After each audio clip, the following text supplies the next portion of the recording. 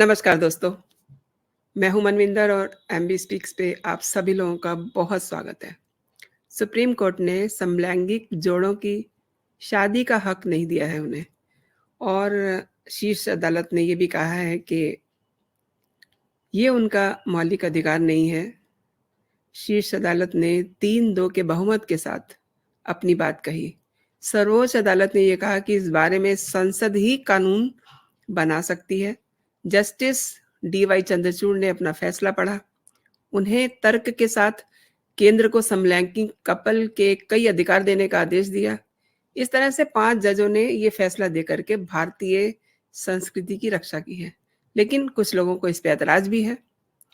ऐतराज़ की बात इसलिए उठ रही है क्योंकि इसकी डिमांड लंबे समय से की जा रही थी। आज इसी पे बात करते हैं कि सेम सेक्स मैरिज को खारिज कर सुप्रीम कोर्ट ने एक तरह से विवाह जैसी पवित्र संस्था की शेप बिगड़ने से उसे बचा लिया है। अगर इसके विपरीत कुछ होता तो क्या होता और कुछ लोग इसके लिए इतने उतावले क्यों हैं? मेरे आज के मेहमान हैं केसी गुप्ता जी, कानूनी मामलों के जानकार हैं गुप्ता जी, मैं उनको चर्चा में जोड़ लेती हूँ। सर बहुत स्वागत है आपका मेरे चैनल पे। नमस्कार। Thank you. Good evening. आपके दर्शकों को भी मेरा नमस्कार। सर, ये जो फैसला सुप्रीम कोर्ट का आया है, इसका मैं एक्चुअली इसका बैकग्राउंड जानना चाहती हूँ और सबसे पहले मैं इस पूरे मामले के बारे में आपका एक नोट लेना चाहूँगी ताकि हर दर्शक ये समझ सके कि क्या है ये? सर। जी, देखिए, अभी जो केस का निर्णय हुआ है परसों 17 तारीख को, जी। इसके पीछे की श्रृंखला घटनाओं की कुछ ऐसे है कि मई में जो अपने चीफ जस्टिस साहब हैं चंद्रचूड़, जी। उन्होंने एक 5 जजेस की बेंच का गठन किया था। उनके सामने कई सारी याचिकाएं ऐसी आई थी जिसमें उन्होंने मांग की थी कि सेम सेक्स मैरिज को अलाउ कर दें। और अलाउ करने का तरीका उन्होंने क्या बताया था कि साहब जो स्पेशल मैरिज एक्ट है उसमें शादी के लिए मैन और वुमेन का जिक्र है। अब तक यही शादी होती आई है, यही होती हैं वैलिड मैरिजेस। तो उनका ये कहना था कि साहब इसमें आप इसको जेंडर न्यूट्रल कर दीजिए, यानी मैन और वुमेन के बजाय स्त्री पुरुष के स्थान पर यदि आप उसमें पर्सन लिख देंगे, व्यक्ति, तो फिर जी। हमारा काम चल जाएगा। माने स्पेशल मैरिज एक्ट में फिर वो शादियां हो सकेंगी, उन हम्म। शादियों का रजिस्ट्रेशन भी हो सकेगा। हम्म। ऐसी उनकी मांग थी। अब सवाल ये है कि ये बात यहाँ तक पहुंची कैसे, क्योंकि जो हमारे भारत की परंपरा है और विश्व के अनेक सभ्यताओं और संस्कृतियों की जो परंपरा है उसमें तो सेम सेक्स मैरिज का कहीं कुछ उल्लेख भी नहीं है। जी। तो इसे मैं कह सकता हूं कि ये उंगली वो कहते हैं ना, उंगली पकड़ाई और वो पहुंचा पकड़ लेते हैं, ये वही जी। हुआ जी। इसमें। जी। 2013 में सेम सेक्स रिलेशन को लीगलाइज करने की याचिका सुप्रीम कोर्ट ने खारिज कर दी थी कि साहब हम नहीं कर सकते इसको। एक ही लिंग के दो व्यक्ति अगर आपस में यौन संबंध बनाते हैं तो वो गलत है, हमारा कानून कहता था, और सुप्रीम कोर्ट ने खारिज कर दिया। जी। जो आईपीसी की सेक्शन 377 है, 377 of the Indian penal code, उसमें साफ साफ लिखा हुआ था कि जो भी प्रकृति का नियम है उसके विरुद्ध यौन संबंध बनाता है वो दंडनीय है। उसमें 10 सालों की जेल का प्रावधान था। बड़ा गंभीर अपराध मानते थे। तो 2013 में ये लोग जो इनके पैरोकार थे वो फेल हो गए। सुप्रीम कोर्ट ने उनकी बात मानने से इनकार कर दिया। लेकिन 2017 में एक बात आई जब राइट टू प्राइवेसी यानी जी। निजता जी। के अधिकार को उन्होंने फंडामेंटल राइट मान लिया। ये काफी बड़ी प्रगति इन लोगों की दृष्टि में थी कि राइट टू प्राइवेसी यानी प्राइवेट में दो अडल्ट कुछ भी करते हैं तो ये उनका अधिकार है। ये मौलिक अधिकार की परिभाषा में सुप्रीम कोर्ट ले आया। तो जाहिर सी बात है उससे आगे बढ़े कि साहब जब आपने राइट टू प्राइवेसी को मान लिया है और राइट टू प्राइवेसी की जब बात करेंगे तो उसके अंदर तो फैमिली भी है, उसमें मैरिज भी है, उसमें सेक्स भी है, उसमें प्रोक्रिएशन भी है, संतानोत्पत्ति का भी अधिकार आ जाता है, परिवार का आ जाता है, उसके अंदर तो बहुत सारी चीजें हैं। तो जब आपने उस अधिकार को मान लिया तो अब आप जो है ये सेम सेक्स रिलेशन जिसको आपने पहले हमारी बात मानने से इनकार कर दिया था, जिसे हम्म, भारतीय दंड संहिता की धारा 377 एक अपराध घोषित करती है, हम्म, तो आप इसको भी खत्म कर दीजिए। अभी अपराध कैसे मानेंगे जब आप प्राइवेट राइट टू प्राइवेसी को आपने फंडामेंटल राइट मान लिया। तो या 2018 में गुरतेज थे कोई पिटिशनर, उनका केस था, तो उसमें इन्होंने जो फैसला दिया सुप्रीम कोर्ट में, इसमें इन्होंने सेक्शन 377 ऑफ आईपीसी को डीक्रिमिनलाइज कर दिया। माने कि एक ही लिंग के दो व्यक्तियों के बीच में यदि यौन संबंध बनते हैं, शारीरिक संबंध बनते हैं, हम्म, तो वो अब अपराध नहीं माना जाएगा, उसके ऊपर कोई सजा किसी को नहीं दी जाएगी। तो दो हिस्सों में जीत हो गई। तो मैं ये समझता हूं कि इनसे आगे बढ़कर ये इतने मतलब बोल्ड हो गए कि अब इन्होंने कहा कि साहब आप सेम सेक्स मैरिज को भी वो कर दीजिए, जी, लीगलाइज कर दीजिए। तो इस तरह से मुकदमा सुप्रीम कोर्ट के सामने आया। एक नहीं कई याचिकाएं थी, ऐसे मामलों कई में एक ही नहीं था, बहुत सारे लोग जी, होते हैं। इस बार इनके तर्क कुछ और अजीब थे, उसका डिटेल में बताऊंगा। अभी आपने बैकग्राउंड की बात की थी, तो जी, बैकग्राउंड इतनी है कि दो मामलों में सुप्रीम कोर्ट के जो पहले निर्णय हुए, हम्म, 2017 में right to privacy as fundamental right, hmm, 2018 में जो इन्होंने decriminalization of section 377 of the IPC, और उसके बाद जो है सबसे बड़ा तर्क इनका ये रहता है कि साहब ये मॉडर्निटी है।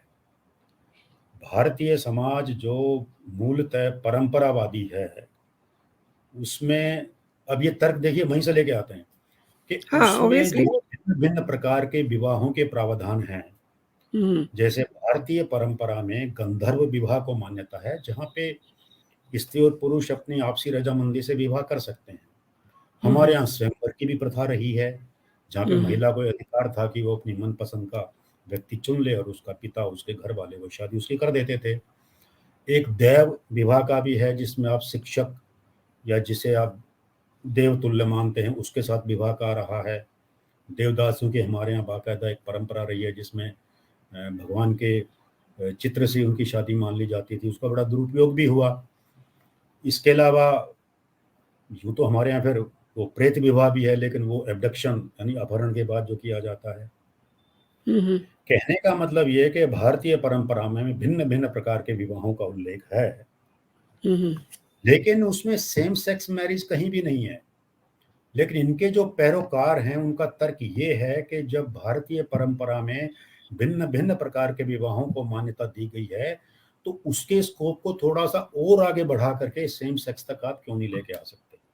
हम्म, दूसरा ये है कि साहब ये मॉडर्निटी की डिमांड है, आधुनिकता की मांग ये है कि इसको मान्यता दी जाए, क्योंकि दुनिया के कई देशों में ऐसी मान्यताएं मिली हुई हैं।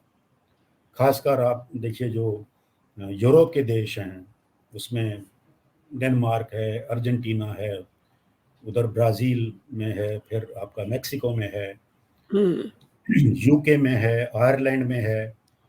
तो इन देशों में कहीं तो सीधे-सीधे विवाह को ही मान्यता है, कहीं पर विवाह शब्द का प्रयोग ना करके सिविल यूनियन नाम की एक चीज़ उन्होंने इजाद की है, उस रूप में मान्यता है।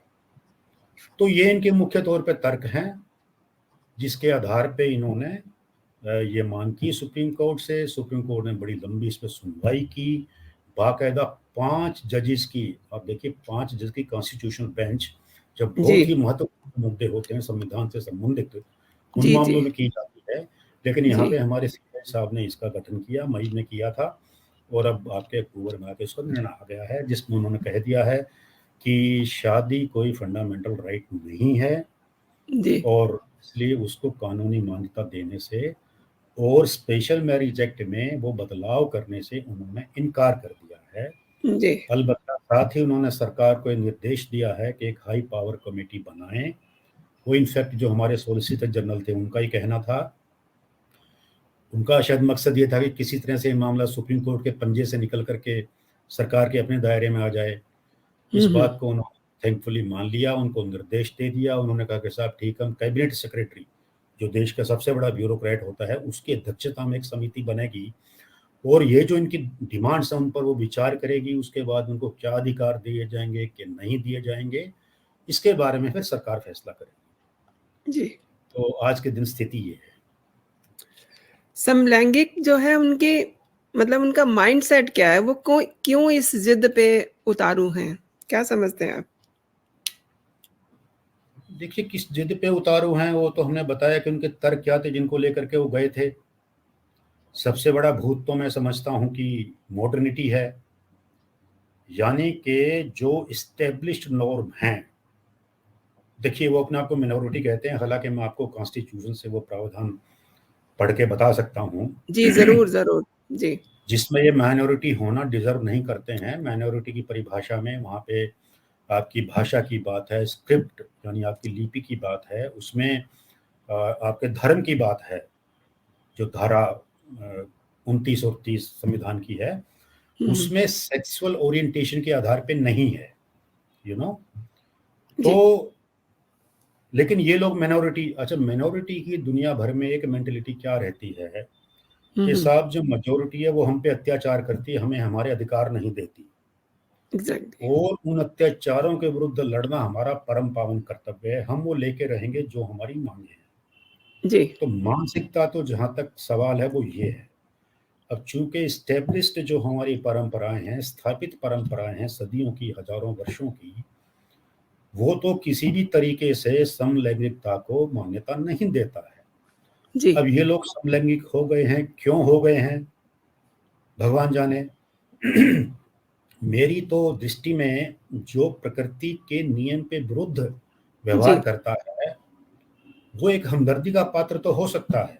जी, अब जी। जैसे कुछ लोग पैदाइशी बेचारे ऐसे हो जाते हैं, कोई हुँ। मंदबुद्धि हो जाता है, कोई विकलांग हो जाता है, जी। किसी को ऐसा कॉन्जीनियल डिजीज हो जाता है, जन्म से ही कोई ऐसी बीमारी लेके आते हैं, कुछ जन्म से अंधा हुँ। पैदा हो जाता है। तो मैं मानता हूं कि प्रकृति के कामों में कभी कभी एक्सीडेंटल ऐसे जी। अ, खास किस्म की चीजें सामने आ जाती हैं, तो उनके प्रति आप हमदर्दी का भाव तो रख सकते हैं, लेकिन वो आपको डिक्टेट करें कि मेरी इस जो अबनॉर्मलिटी है इसे आप कानूनी मान्यता दें और फिर मैं हुँ। उसके जुलूस निकालूं। कुछ हुँ। देशों में गे परेड निकलती है, हाँ, यानी जो हाँ। समलैंगिक लोग हैं, जी। तो इनको जब इस तरह की मांगे आने लगती हैं, हुँ। वहां तकलीफ होती है।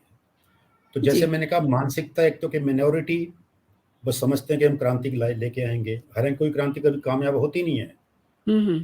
केवल यही, ये तो बहुत छोटी बात है, जो बड़ी क्रांतियां भी जिनकी बात पूरी दुनिया में होती रही है, चाहे मार्क्सवादी क्रांति रही है, तो उन क्रांति के परिणाम स्वरूप सत्ता परिवर्तन तो हुआ है, हुँ। लेकिन कोई क्रांति स्थायी रूप से कामयाब नहीं हुई। हमारे भारत में 1974 में जयप्रकाश नारायण जो इतने बड़े नेता थे, उन्होंने संपूर्ण क्रांति का आह्वान किया था और उसके लिए बड़ा संघर्ष हुआ था। देश भर में बहुत लाखों करोड़ों की संख्या में लोग उसमें शामिल हुए थे। उससे डर के इंदिरा ने इमरजेंसी लगाई थी और उसके बाद 77 में जब इलेक्शन हुए थे तो सत्ता परिवर्तन तो हो गया था। इंदिरा गांधी जी हार गई थी बुरी तरह से और जनता पार्टी सत्ता में आ गई थी। लेकिन इस सारी प्रक्रिया में संपूर्ण क्रांति तो छोड़िए, किसी किस्म की क्रांति की कहीं कोई दर्शन भी नहीं हुए थे। तो ये, लेकिन ये एक मानसिकता है जो मिनोरिटी में, वो कहता है कि साहब हम तो जो है क्रांति करने निकले हैं, तो ये भी कोई सेक्सुअल रेवोल्यूशन जैसी चीज को सामने लाना चाहते हैं। तो ये इनकी हुँ। मानसिकता की बात है।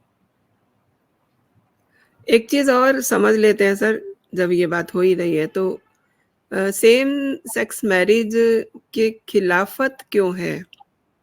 क्या बुराई है इसमें? ये बड़ा अच्छा रादर सवाल है। मतलब मैं आपको एक और चीज़ बताना चाह रही हूँ कि आजकल हर दूसरी फ़िल्म में देखिए, वेब सीरीज़ में देखिए, तो ये एक नई तरीके की जो रिलेशनशिप है, ये वहाँ दिखाई देती है। हम्म। देखिए, पहली बात तो मैं कहूंगा, नेचर, प्रकृति ऐसी कोई इजाजत नहीं देती है कि सेम सेक्स के संबंध हो। जी। राइट। केवल इंसानों में बीमारी है, कोई जानवर होमोसेक्सुअल नहीं होता। जी। पहली बात तो यह है कि नेचर के अगेंस्ट है। और इसीलिए जो कानून था ये 377 जो धारा थी अंग्रेजों के जमाने से बनी हुई थी, चल रही थी। तो नेचर बहुत, जब हम नेचर के विरुद्ध जाके कोई कार्यवाही करते हैं तो उसके दुष्परिणाम हमको भोगने पड़ते हैं। ये हमारे शास्त्रों में लिखा हुआ है, और ये बात केवल हिंदू शास्त्रों की नहीं है, बल्कि जितने भी दुनिया के धर्म हैं, हिंदू, इस्लाम, ईसाई, सिख, कोई भी धर्म समलैंगिकता को बर्दाश्त नहीं करता है। उसको मान्यता देने की बात तो दूर रही है। जी। अभी देखिए, इसमें ओवैसी जो हमेशा सरकार की आलोचना करते रहते हैं, इस मामले में उन्होंने भी कहा कि भाई मैं पूरी तरह से जो है इसके खिलाफ हूँ, और मैं तो पूरी तरह से स्टेट मैरिज के साथ हूँ, सीधी सादी जो शादियां होती हैं जैसे कि। तो एक तो बात यह है कि ये प्रकृति के विरुद्ध है और हमारी धार्मिक मान्यताओं के विरुद्ध है। ये हमारी सदियों से चली आ रही संस्कृति के भी विरुद्ध है। That is there. एक ये जो Very तर्क true. देते हैं कि कुछ सेक्शन में मानता हूं, कुछ सेक्शन हमेशा क्लियर होता है, माने वो जो लीक से हटके होता है उसका व्यवहार असामान्य होता है। तो ऐसी होमोसेक्सुअल्स की मौजूदगी हमारे समाज में रही है, सदियों से है, ये भी सच है। उसके विशेष कारण होते हैं, कई बार परिस्थितियां ऐसी हो जाती हैं। अब देखिए, जो जेल हैं, कई जगह फौजें हैं, तो वहां पर ऐसे संबंध होते आए हैं, और इसको मानते हुए, स्वीकार करते हुए अंग्रेजों ने तो बाकायदा अपनी छावनियों में दूसरे किस्म की व्यवस्थाएं की थी।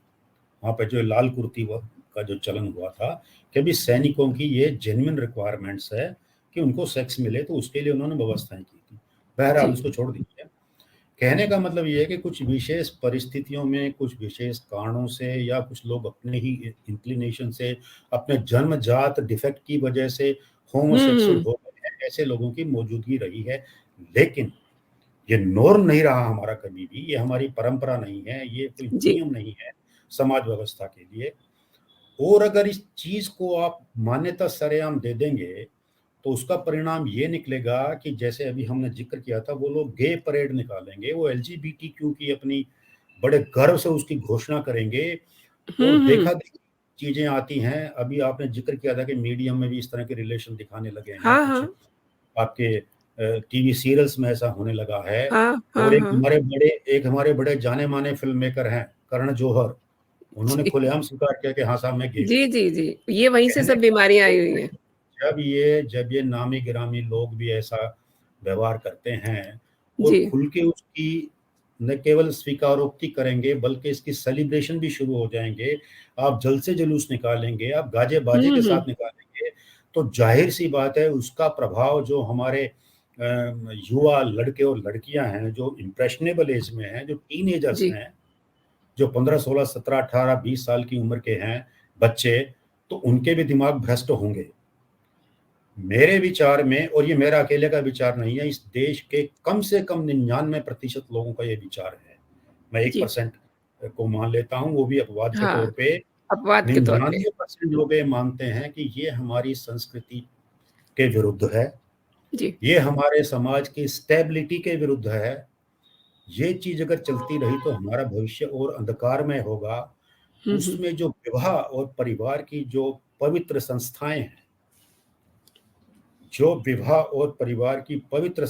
हैं, जो किसी भी समाज के स्थायित्व का मजबूत आधार होती हैं, वो सब भी नष्ट हो जाएंगे। हालांकि ये लोग बड़े शातिर हैं। मुझे अभी याद आया इसमें, जब वो ये मांग रहे थे इसको रिकॉग्निशन, जब जो पिटीशन में कुछ लोगों के तर्क थे ऐसे, उनके तर्क देखिए कितने मतलब वियर्ड हैं, कितने विचित्र हैं। कह रहे कि साहब, जब आपने right to privacy fundamental right मान लिया, उनका ये निवेदन था सुप्रीम कोर्ट से, तो जैसे प्राइवेसी में तो आपने फिर परिवार की बात भी मान ली। हाँ सर, बिल्कुल ठीक है। सेक्सुअल ओरिएंटेशन की बात भी आपने स्वीकार कर ली अपरोक्ष रूप से, तो उसको सीधे सीधे मान्यता दे दीजिए। खैर, शातिरपना इसके अंदर ये है कि जो इस देश का प्रचंड बहुमत और सरकार का पक्ष रखने वाले जो मेहता साहब थे, वो परिवार की शुचिता भी उनके एक दलील थे कि साहब इस सब परिवार के, जैसे अभी हम ये बात कर रहे हैं परिवार की शुचिता पर हमला है, पर वो लोग क्या कह रहे हैं, कि जी। अगर आपने सेम सेक्स मैरिज को अलाउ नहीं किया, तो हम लोग जो है परिवार हमारा कैसे बनेगा? हुँ, और हुँ। आप अगर अलाउ नहीं करेंगे तो इससे जो फैमिली है, वो अंडरमाइन होती है। यानी हमको फिर परिवार का वो ऑब्वियसली। नहीं मिल पाएगा। हुँ, हुँ। माने ये ऐसे-ऐसे कुतर्क, जो चीज़ सीधे-सीधे भई परिवार की परिभाषा क्या है फिर आप उस पे आना पड़ेगा। हमारी जी। परिभाषा यही है कि जिसमें एक स्त्री है, पुरुष है, उनके बच्चे हैं, उनके हाँ, हाँ। माँ-बाप हैं, एक ये माँ सब है, एक परिवार पिता हैं, उसमें बच्चे हैं उनके, ये परिवार की एक तस्वीर होती है। और इनके कुतर्कों का ये है यदि सेम